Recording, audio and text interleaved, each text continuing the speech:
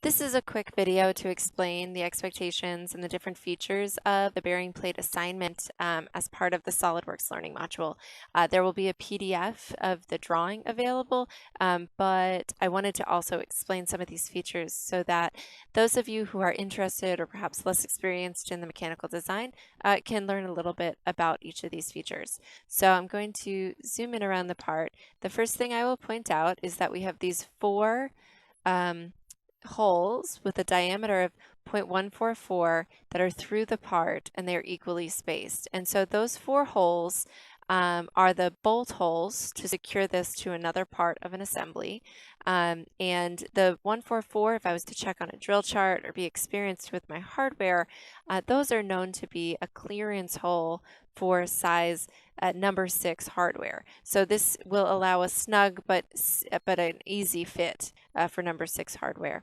The bolt hole circle is indicated with a circular center mark, and it has a diameter of 0.875. And so that's going to help me position each of these. Now the center hole is for the bearing, and a bearing wants to be press fit into that hole. And so I've indicated the diameter 0.375 or 3/8 of an inch, but I've also added a note that it's a bore for press fit. Making this in the shop on the Bridgeport means we're going to take out the boring tool and bore this hole to the appropriate diameter. Once you've drilled perhaps the initial hole, you're going to very precisely bore out the rest of the hole. Now this is made out of 1-inch aluminum stock. It has a dimensional length in both directions of 1 inch, and it's also 1/8-inch aluminum stock. What you'll see over here is a nice isometric view of the part. It's at a half scale, and so if I check the sheet, it's a scale of 4:1, which means here, if that is 1 inch in the model, it's 4 inches on the paper that it prints on. But this drawing is actually half of that, so this would only be a 2-inch length of a line.